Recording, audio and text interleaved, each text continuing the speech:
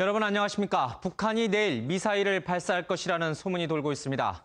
김양건은 개성공단을 찾아서 개성공단 폐쇄 으름장을 놨습니다. 국회 정보위원회 간사이신 민주통합당 정청래 의원과 이 문제 자세히 짚어보겠습니다. 안녕하십니까, 정 의원님. 네, 안녕하십니까. 자, 지금 화면 뒤에요. 김양건 네네. 북한 노동당 대남 담당 비서예요. 네네네. 정 의원께서 아는 김양건은 어떤 인물입니까? 먼저 북한의 정치 체제를 좀 이해할 필요가 있는데요. 예. 우리는 대통령, 장관 이렇게 더 익숙하지 않습니까? 근데 여기는 당이 지배하는 국가거든요. 예. 그래서 당의 위치가 제일 중요한데 이분이 대남 당의 조선노동당의 대남의 총책, 대남 비서라고 생각하시면 되고 예. 개성공단을 만들 때 김정일 국방위원장과 실제로 예. 이 김양건 비서가 실제로 역할을 다했다 이렇게 생각하시면 됩니다. 매우 중요한 인물입니다. 예, 지금 화면에 나오는 것은 노무현 대통령 때인가요? 남북 정상회담 때 네네. 김정일 당시 위원장 바로 오른쪽에 앉았던 인물이 아주 핵심 측근이라고 봐야 되는군요. 그렇죠. 그러니까 우리가 보통 매스컴에서 많이 알고 있기로 김용순 비서 예. 전에 이렇게 알고 있잖아요.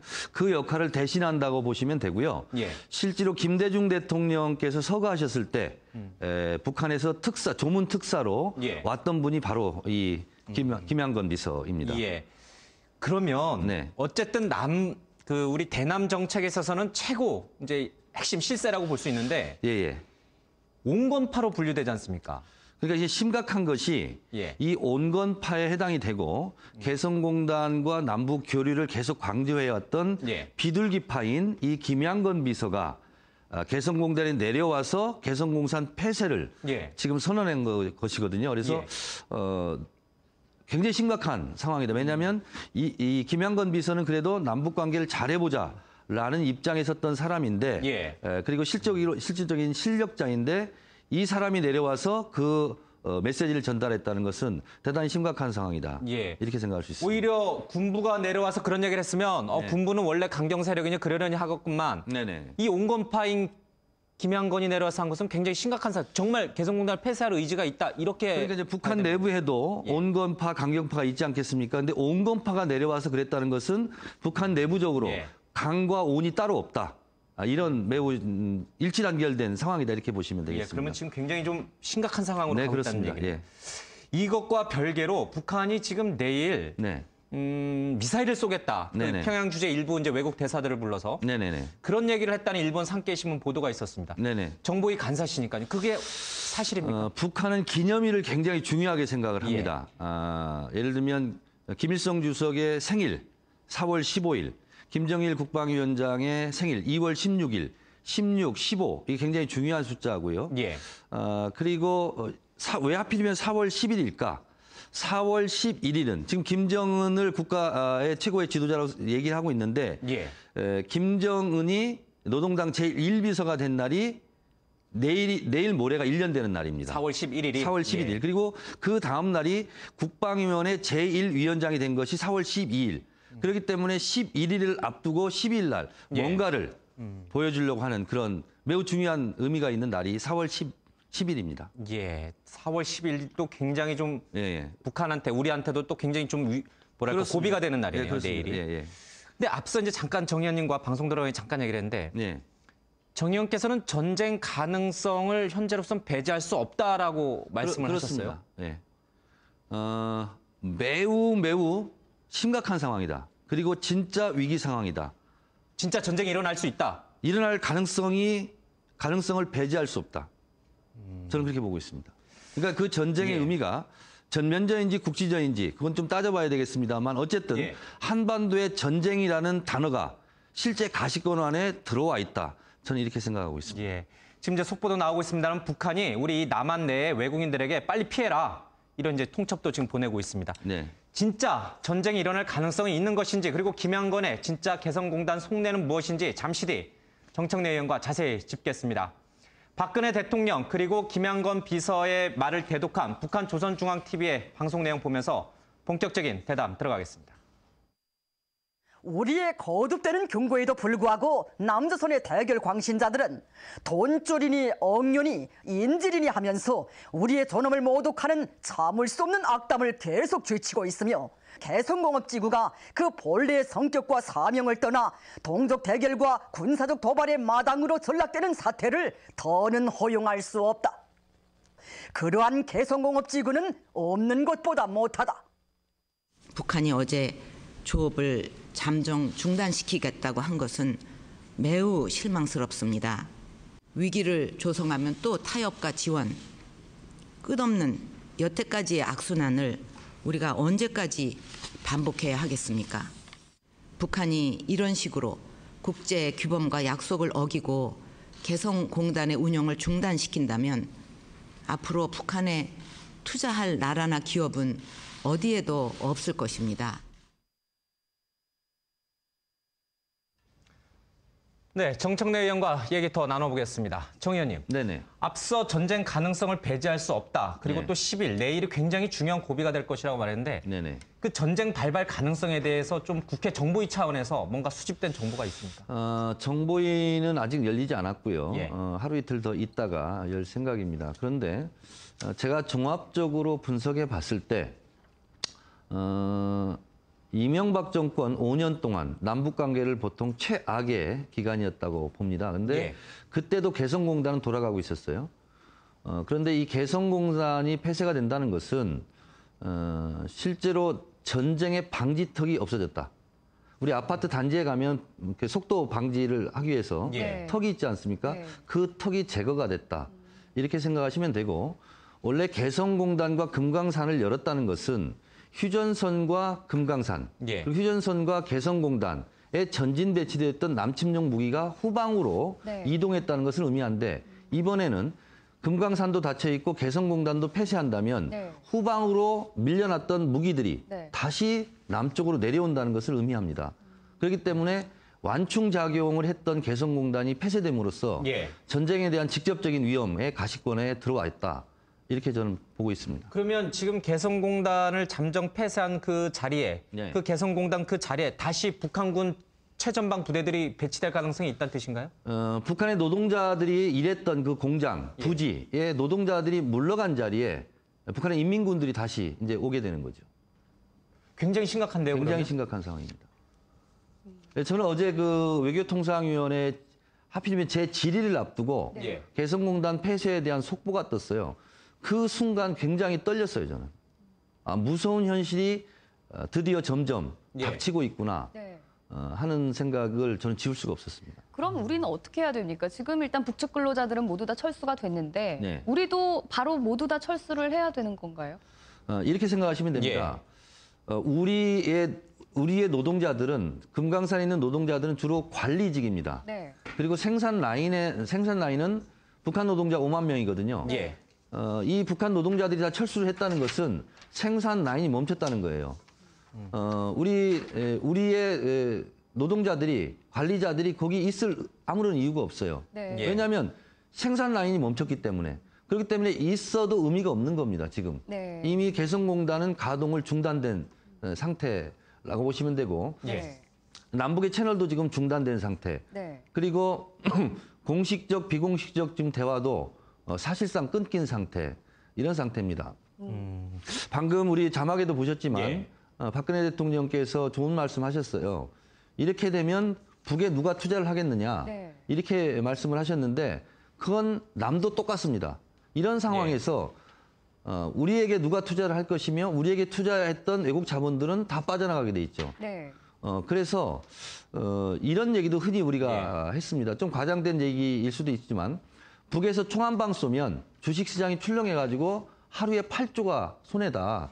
이런 얘기가 있습니다. 그렇기 네. 때문에 예. 이 평화의 문제를 관리하는 것은 네. 군사적 문제, 정치적 문제를 넘어서 실제로 경제적 문제일 뿐만 아니라 지금은 네. 생존의 문제로 지금 다가오고 있다. 그러면 그 예. 경제적 문제가 사실 우리뿐만이 아니라 북한에도 적용되는 거 아니겠습니까? 그러니까 이런 거죠.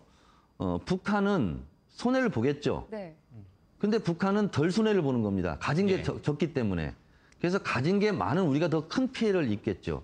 그렇기 때문에 그런 것을 북한이 지금 악용하고 있다. 이렇게 생각을 하고, 어찌됐든 모든 걸 떠나서 북한이 이 개성공단을 가지고 이렇게 협박하고 위협하는 것은 대단히 잘못된 일이고, 예. 북한 당국에서는 빨리 하루빨리 이 개성공단을 정상화시켜야 됩니다. 이 개성공단은 공단의 의미를 넘어서 네. 남북한이 유일하게 연결되었던 유일한 숨을 쉬고 있었던 숨구멍이거든요. 그걸 막아버리면 어떻게 되겠어요? 죽는 수밖에 없습니다. 그래서 북한은 하루빨리 개성공단 정상화시키고 우리 대한민국은 자존심을 떠나서 그리고 정권의 이익과 자존심 이런 것이 아니라 네.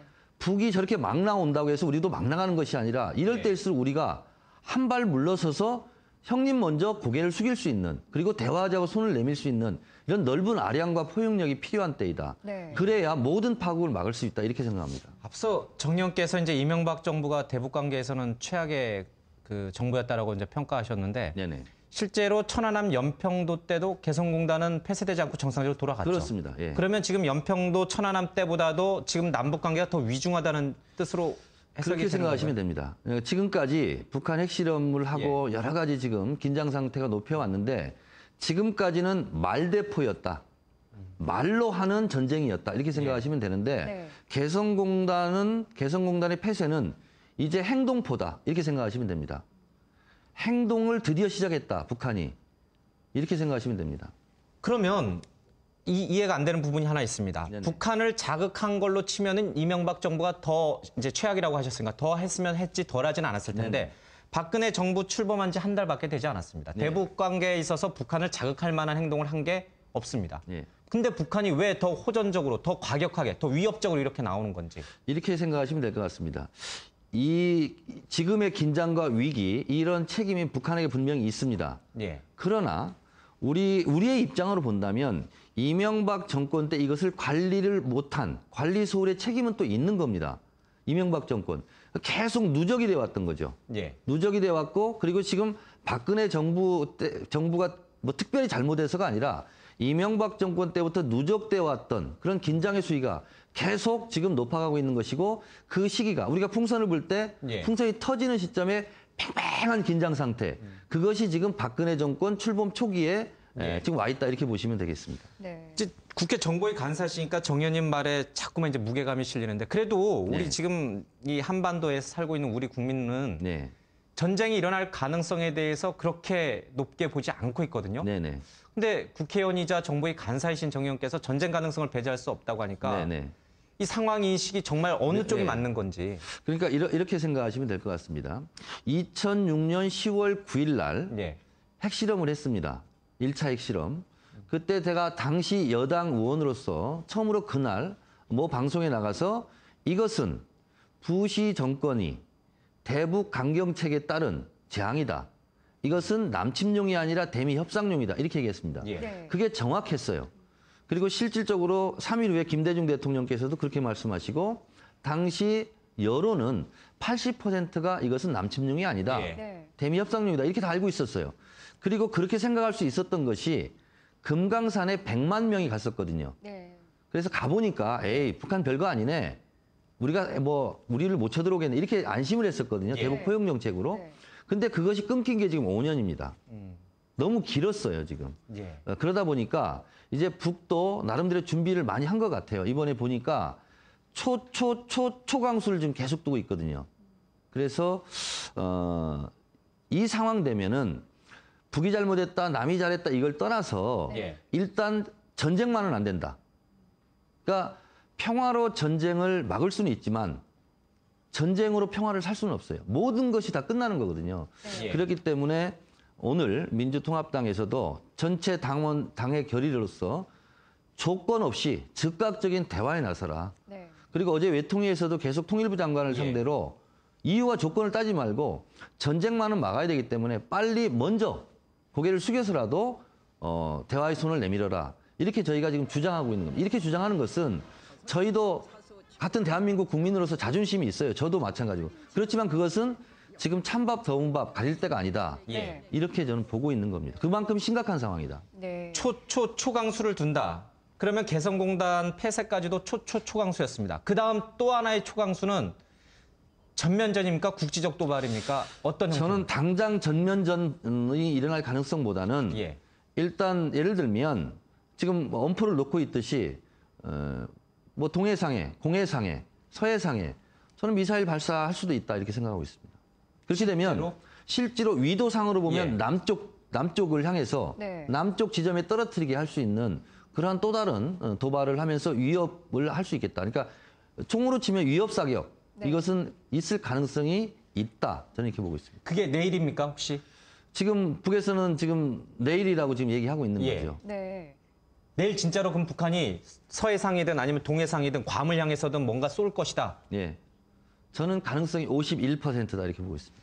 그러면 우리는 어떻게 해야 됩니까? 만약에 서해에서 북한이 우리 남쪽으로 쏘지 않고 북쪽으로 쏴서 공해상에 떨어졌을 경우 네. 또 동해상에서 우리 쪽이 아니라 공해상으로 쐈지만 괌을 목표로 하거나 아니면 일본은 좀 우리를 지나게 되니까 좀 아니겠습니다만 괌을 목표로 쏘거나 이럴 일본을 경우는 벗어나서 괌이 있으니까. 예, 태평양 쪽으로 쏠 수도 있고 아니면 우리 동해상으로 쏠 수도 있고 그것은 뭐 알 수 없으나 어쨌든 그런 개성공단보다 좀 더 높은 수위의 예. 직접적인 위협 이것이 있을 가능성이 있다 저는 이렇게 보고 있습니다.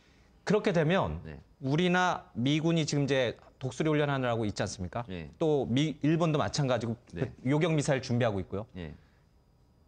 맞춰서 대응을 해야 된다고 보시나요? 아니면 그냥 지켜보는 게 더 낫다고 저는 이렇게 생각합니다. 일단 며칠 전에 백악관에서 브리핑을 했습니다. 우리가 B2나 B50이나 이 예. 전투기를 미국의 본토에서 날라서 이렇게 온 것은 북에 대한 위협용이라기보다는 예. 남쪽에 대한 안심용이었다.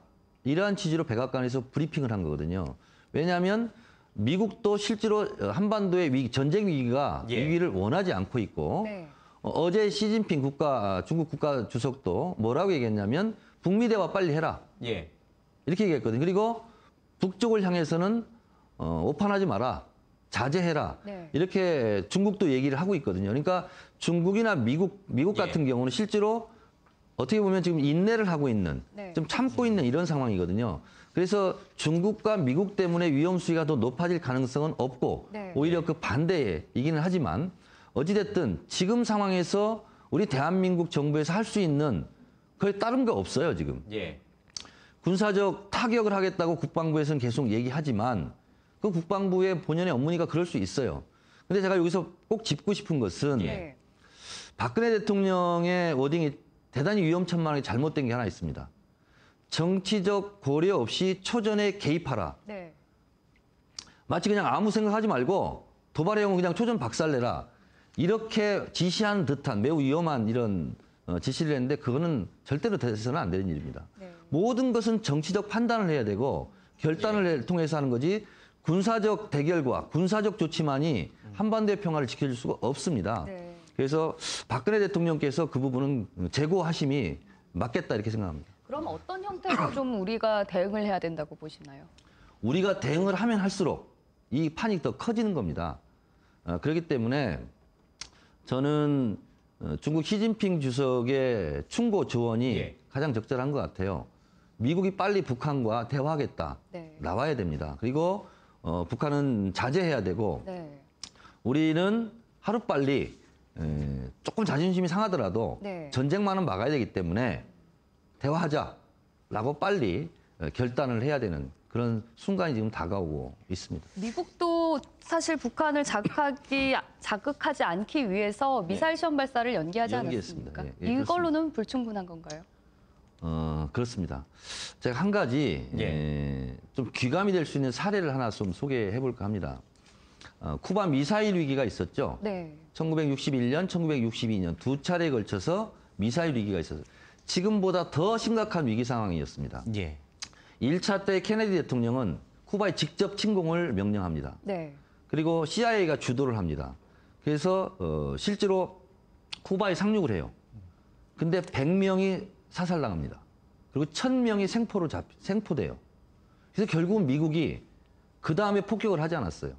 그리고 쿠바가 요구한 대로 다 들어줬습니다. 그리고 2차 미사일 위기가 왔어요. 그때 미국의 합참과 국방부에서는 1차 때처럼 침공하자라고 얘기를 했습니다. 케네디 대통령이 듣지 않았습니다. 그때 케네디 대통령이 했던 말을 우리가 네. 명심해야 됩니다. 예. 뭐라고 케네디 대통령이 말했냐면 군인들의 주장은 장점이 하나 있어. 군인들이 하자는 대로 하면 그들이 틀렸다고 아무도 말해줄 수 없어. 왜? 다 죽고 난 후니까. 그렇게 얘기했습니다. 케네디 대통령이. 네. 그래서 아까 제가 박근혜 대통령이 정치적 고려 없이 예. 초전 개입하라 하는 것은 케네디가 2차 쿠바 미사일 위기 때 성공적으로 이끌었던 것과는 정반대 네. 지금 생각을 하고 있는 겁니다. 자, 미국이 쿠바한테 양보했다고 해서 미국이 쿠바한테 굴복한 겁니까? 2차 때 침공을 하지 않고 전면전을 하지 않았다고 해서 미국의 자존심이 상했습니까? 결국은 미국이 가장 큰 이익을 봤거든요. 예. 그러면서 그 2차 쿠바일 위기 때 일촉즉발의 핵전쟁의 위협 속에서 케네디 대통령이 한 것은 전투 개시 명령을 내린 것이 아니라 네. 후르시초프와 비밀 접촉 전화 통화를 하고 있었어요. 수십 번을 했습니다. 그러면서 후르시초프를 통해서 카스트로를 설득해서 그 쿠바 2차 미사일 위기를 안정적으로 넘겼고 그 결과 케네디 대통령이 참 훌륭한 대통령으로 예. 지금 나오고 지금 우리가 지금 생각하고 있듯이 네. 박근혜 대통령은 2차 미사일 위기 때 케네디 대통령의 그 정책, 그 자세 그런 것을 본받을 필요가 있겠다 예. 이렇게 생각합니다. 야당 의원이시기 때문에 지금 그 전쟁 위협을 더 이렇게 과장해서 말씀하신 건 절대 아니죠. 그렇지 않습니다. 예. 오히려 저는 국민들에게 어제 외통위에서 제가 그 통일부 장관을 상대로 이렇게 얘기했습니다.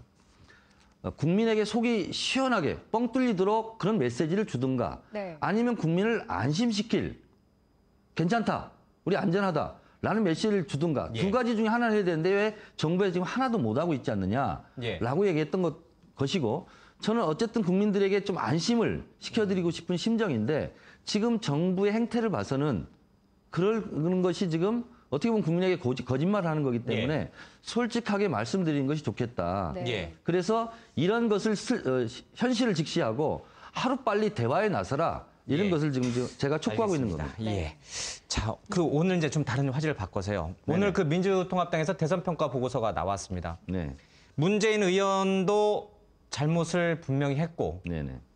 안철수 후보 쪽도 잘못이 컸다. 7대3 정도로 뭐 비율을 굳이 따지자면 책임을 따지자면 이제 네. 그렇게 했는데 공정한 평가였다고 보십니까? 아니, 갑자기 전쟁 날지도 모른다는 얘기하다가 갑자기 예. 민주통합당 얘기하니까 좀 모두 전환이 좀 어려운데요. 예. 뭐 저는 일정 부분 아프지만 받아들여야 되는 그런 대선 평가이지 않겠는가 이렇게 생각을 하고 누구보다 앞장서서 문재인 후보의 대선 선거운동을 했고 네. 그리고 누구보다 먼저 문재인 후보의 편에 서서 문재인 후보를 옹호했습니다만 어쨌든 선거를 지면 그 후보자는 책임을 피하기 어렵습니다. 문재인 후보 때문에 그나마 표를 얻었다는 것을 제가 충분히 100% 인정함에도 불구하고 그건 예. 그거고 어쨌든 선거에 나가서 후보가 책임이 없다. 그러면 그 평가는 누가 또 인정을 할까 이런 생각 측면에서 그런 부분은 그냥 겸허히 받아들이는 것이 좀 올바른 자세이지 않을까 이런 생각이 듭니다. 네. 문재인 의원은 뭐 후보로 직접 선거에서 뛴 당사자니까 그렇다 치더라도 네. 문 후보를 도와줬던 안철수 전 교수 쪽은 네. 나름 열심히 도와줬다, 최선을 다했다고 하는데 우리한테도 30% 책임이 있다니 또는 우리가 아마추어적이라니 그런 평가는 인정할 수 없다 이렇게 나올 가능성도 있지 않습니까? 이번 대선평가위원장이요. 안철수 캠프에 계셨던 서울대 한상진 명예교수이십니다. 네. 그분이 평가를 내린 거라면 안철수 후보 쪽도 겸허하게 받아들이는 것이 좋겠다. 예. 이런 생각이 들고 하나 더 코멘트를 한다면 실명으로 거론된 분들이 있다고 해서 이분들이 책임이 더 크다. 그런 차원은 아닙니다. 예. 네. 분명히 그걸 뒷받침 못했던 선대위에 참여했던 주요 인사들이라든가 아니면 국회의원, 지역위원장의 책임이 저는 사실상 후보보다는 더 크다. 근데 그분들 이름은 실명으로 거론하지 않고 예. 후보니까 실명으로 거론됐기 때문에 책임감이 더 커 보이지만 실제로는 문재인 후보의 책임이라기보다는 그분의 이름이 거론되기 때문에 그렇긴 한데 어떻게 보면 그걸 뒷받침하지 못한 그런 당의 책임이 더 크다. 예. 저는 이렇게 생각합니다. 네. 예, 오늘 뭐 시간이 더 있었으면 좋겠다 이런 생각이 들 정도로 오늘 많은 얘기를 좀 들었습니다. 네. 전쟁 가능성을 배제할 수 없다라는 야당 의원의 말, 또 정청래 의원이 이제 정부의 간사니까 결코 가볍게 넘길 수가 없을 것 같습니다. 네네. 알겠습니다. 예. 하여튼 하루빨리 예. 남북이 만나야 됩니다. 그리고 만나서 대화를 해야 됩니다. 거기에 조건을 붙이면 안 됩니다. 그것이 모든 것을 없앨 수 있는, 모든 것을 날릴 수 있는 그런 파국으로 가는 그것을 막는 지름길이다. 대화를 해야 됩니다. 예. 네, 알겠습니다. 민주통합당 정청래 의원이었습니다. 고맙습니다. 고맙습니다. 고맙습니다.